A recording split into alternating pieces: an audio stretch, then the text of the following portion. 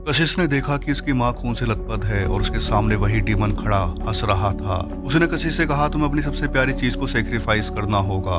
ये देखकर कशिश डर से पसीना पसीना हो गई। इसके बाद क्या हुआ जानेंगे आगे की कहानी में। लेकिन कहानी में आगे बढ़ने से पहले हर बार की तरह अपने ईष्ट को याद जरूर कर लें, क्योंकि डीमन आपके आसपास ही होते हैं। चलिए शुरू करते हैं आज की कहानी।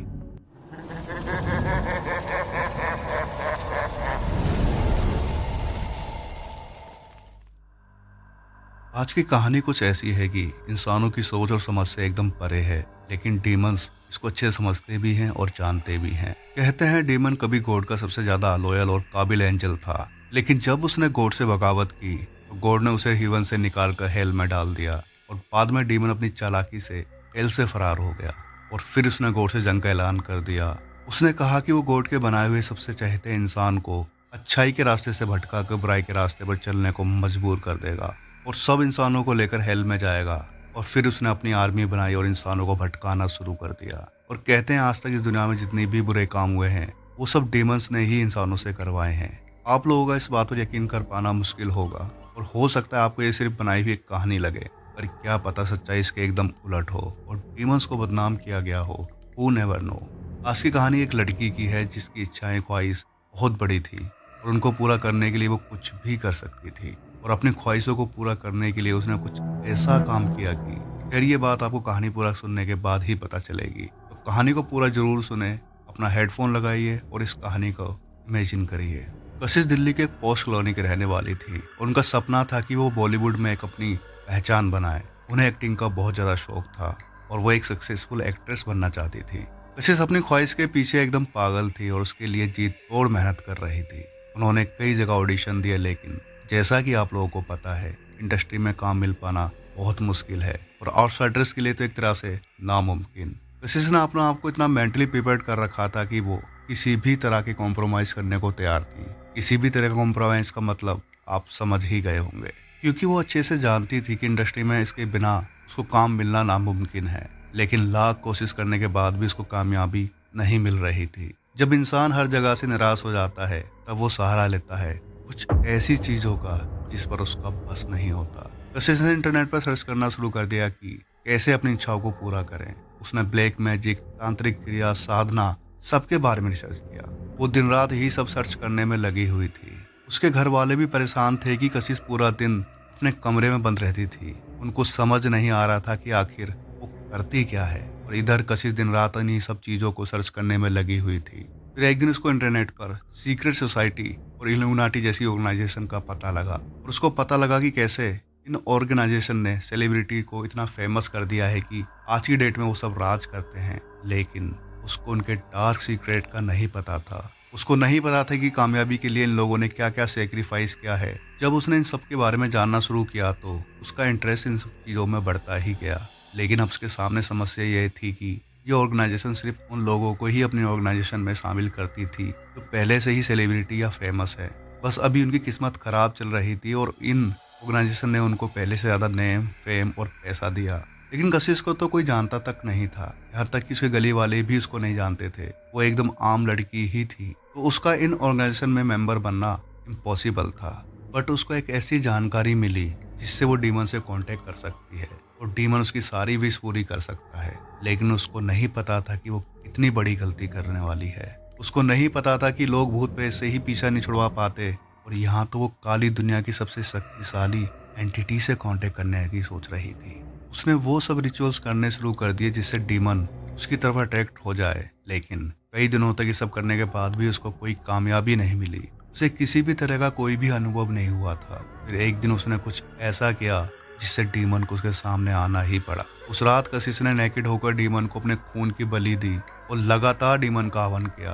कुछ ही देर बाद उसके रूम का एनवायरनमेंट बदलने लगा और पूरे रूम का टेम्परेचर बढ़ने लगा था। कशिश को ऐसा लगा कि वो किसी भट्टी के पास खड़ी है और आसपास से बहुत ही रहस्यमयी और डरावनी आवाज आनी शुरू हो गई। पूरे रूम में एक भूचाल जैसी हलचल होनी शुरू हो गई। फिर अचानक सब रुक सा गया और कमरे में एक बर्फ की ठंडी लहर बहने लगी। कमरे में ऐसा लग रहा था कि जैसे बर्फ जम गई हो। कमरा इतना ठंडा हो गया था कि जैसे टेम्परेचर माइनस में चला गया हो। लेकिन कशिश ये सब बर्दाश्त कर रही थी क्योंकि उसकी इच्छाओं के सामने ये मुसीबत कुछ भी नहीं थी। तभी उसके कान में विस्परिंग होनी शुरू हो गई। ये सुनकर कशिश माइनस टेम्परेचर में भी डर से पसीना पसीना हो गई थी। ये फीलिंग्स इतनी अजीब और डरावनी थी कि उसने अपनी लाइफ में कभी ऐसा फील नहीं किया था। पूरे कमरे का एनवायरनमेंट इतना खौफनाक हो गया था कि कशिश की जान ही निकल जाए। तभी उसके सामने एक धुएं की आकृति आ गई और वो आकृति एक डीमन की शेप की थी। और इस आकृति ने कशिश से कहा, क्या चाहती हो? कशिश की हिम्मत नहीं हो रही थी कि इस धुएं वाली आकृति की तरफ देखे भी, लेकिन फिर भी कशिश ने हिम्मत जुटाकर कहा, मुझे एक्ट्रेस बनना है, प्लीज मेरी हेल्प करो। इस पर वो आकृति कहती है कि बदले में तुम क्या दे सकती हो? इस दुनिया में मुफ्त में कुछ नहीं मिलता।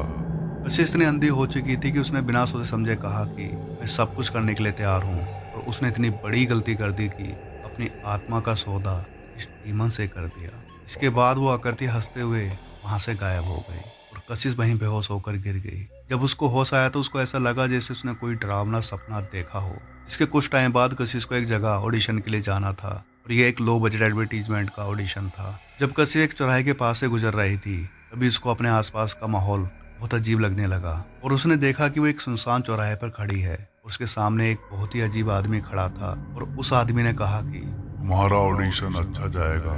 और तभी कशिश को एक झटका सा लगा और वो अपने कॉन्शियस में वापस आ गई। और अब आसपास सब नॉर्मल था और वो जिस जगह खड़ी थी वहाँ काफी चहल पहल थी। कशिश को समझ नहीं आ रहा था कि सब हो क्या रहा है, लेकिन हैरत की बात यह थी कि उसका ऑडिशन बहुत अच्छा गया और उसका सिलेक्शन भी हो गया। तभी कशिश को उस चौराहे पर खड़े आदमी की बात याद आती है। कशिश को समझ आ गया था कि उसने डीमन से डील कर दी है, लेकिन उसको नहीं पता था कि उसने जिससे डील की है वो तो सिर्फ डीमन आर्मी का एक मामूली सा डीमन है। और शायद कशिश ने ये सब करके बहुत बड़ी गलती कर दी थी। उसी रात को कशिश को एक बहुत ही भयानक सपना आया कि उसकी माँ खून से लथपथ तड़प रही है और कशिश उनके सामने खड़ी कुछ भी नहीं कर पा रही है। लेकिन तभी कशिश को वही डीमन दिखाई देता है जो कि बहुत ज्यादा भयानक और बहुत ही डेमोनिक हंसी हंस रहा था। उस डीमन ने कहा कि तुम्हें अपनी माँ को सेक्रीफाइस करना होगा क्योंकि तुम अपनी माँ से बहुत प्यार करती हो। मैंने अपना वादा पूरा किया और अब वादा पूरा करने की बारी तुम्हारी है। और याद रहे तुमने अपनी आत्मा को मेरे हवाले कर दिया है। ये कहकर वो डीमन वहां से गायब हो गया। कशिश घबराकर उठ जाती है। वो डर से कांप रही थी और अब उसको रियलाइज हो रहा था कि उसने बहुत बड़ी गलती कर दी है, लेकिन अब वो कर भी क्या सकती थी। वो बुरी तरह से फंस गई थी।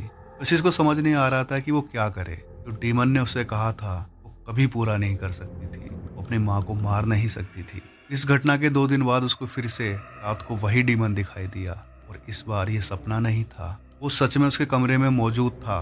और वो डीमन बहुत ही ज्यादा गुस्से में था। उसने कशिश से कहा, तुमने अपना वादा पूरा नहीं किया। तुम्हें अपनी माँ को सेक्रीफाइस करना ही होगा। कशिश रोकर गिड़ाकर माफी मांग रही थी और अपना पीछा छोड़ने के लिए बोल रही थी, लेकिन डीमंस अपनी डील कभी नहीं तोड़ते हैं। और वो डीमन वहां से गुस्से में ही गायब हो गया। अब कशिश को हर टाइम डर सताता रहता था। हर समय वो डरी सहमी रहती थी। उसके घर वाले पूछ पूछ कर हैरान हो गए थे कि आखिर उसे हुआ क्या है, लेकिन कशिश किसी को बताती भी तो क्या बताती। अब कशिश को हर जगह वो डरावनी आत्माएं दिखाई देना शुरू हो गई जो कि उसको चारों तरफ से घेरे रहती थी। वो आत्माएं उसको बहुत ज्यादा टॉर्चर करती थी। कशिश की हालत दिन ब दिन खराब होती जा रही थी। वो पागलों जैसी हरकतें करने लगी और धीरे धीरे वो पूरी तरह से पागल हो गई। घर वालों ने कशिश को मेंटल असाइलम में एडमिट करा दिया था। एक रात की बात है, कशिश अपने रूम में थी। तभी उसको वो आत्माएं दिखाई देनी शुरू हो गई और वो उसको घूर कर देख रही थी। कशिश बहुत डरी हुई थी और वो तेज चिल्लाने लगी। वो अपने आप को मार रही थी। फिर उसने तेज अपना सर दीवार पर पीटना शुरू कर दिया। पूरे असाइलम में हलचल मच गई। गार्ड उसको देखने के लिए आए और उसे संभालने लगे, लेकिन कशिश यही बोल रही थी कि वो मुझे मारने आए हैं, वो मुझे मार देंगे। वो आत्माएं कशिश का गला दबा रही थी और तभी कशिश को वही डीमन दिखाई देता है और वो कशिश को देखकर हंस रहा था। कुछ ही देर में कशिश की बहुत ही दर्दनाक मौत हो गई। कशिश के घर वालों को इस सब के बारे में बताया गया। हालांकि कशिश ने अपने घर वालों को कई बार उन डीमंस के बारे में बताया था, लेकिन कभी किसी ने उसकी बातों पर विश्वास नहीं किया था। और आज कशिश इस दुनिया से चली गई थी। ये सब इतना एबनॉर्मल था कि कशिश की बॉडी सड़ना शुरू हो चुकी थी। उसके शरीर में बहुत गंदे कीड़े पड़ना शुरू हो गए। ये देखकर सभी लोग बहुत ज्यादा हैरान थे कि ऐसा कैसे हो सकता है। आनंद फानंद में उसको जल्दी शमशान घाट ले जाया गया, लेकिन जब कशिश की चिता को आग दी गई उसकी चिता जल ही नहीं रही थी। बड़ी मुश्किल से उसकी चिता जलाई गई। उसके बाद वहाँ इतनी गंदी बदबू फैल गई कि लोगों का वहाँ रुकना मुश्किल हो गया। इंसान का लालच और इच्छाएं उससे कुछ ऐसे काम करवा देती है कि उनका अंजाम बहुत ही भयानक होता है। और ऐसा ही कशिश के साथ हुआ था। काश वो अपनी ख्वाहिश को पूरा करने के लिए ऐसा कदम ना उठाती। लेकिन मेरा सवाल है कि अगर लूसीफर, जो कि डीमंस का किंग है, अगर वो आ जाता तो क्या होता? क्या आप लोगों के पास इसका जवाब है? तो मुझे कमेंट करके जरूर बताएं। और आज की कहानी आपको कैसी लगी वो भी कमेंट करके जरूर बताएं। अगर ये कहानी आपको अच्छी लगी है तो इसको लाइक शेयर कमेंट जरूर करें। अपनी फैमिली एंड फ्रेंड्स के साथ जरूर शेयर करें। अगर आपके पास भी कोई कहानी है और आप शेयर करना चाहते हैं और चाहते हैं कि मैं अपनी आवाज़ में नरेट करूं, तो मेरे दिए गए इंस्टा आईडी के लिंक और ईमेल आईडी के लिंक पर शेयर कर सकते हैं। लिंक डिस्क्रिप्शन में दिए गए हैं। इस तरह की और कहानियां सुनने के लिए मेरे चैनल को सब्सक्राइब कर लें, क्योंकि मैं इस तरह की सच्ची, डरावनी और रहस्यमयी कहानियां लेकर आता रहूंगा। तो मिलते हैं नेक्स्ट वीडियो में, तब तक अपना ध्यान रखें। धन्यवाद।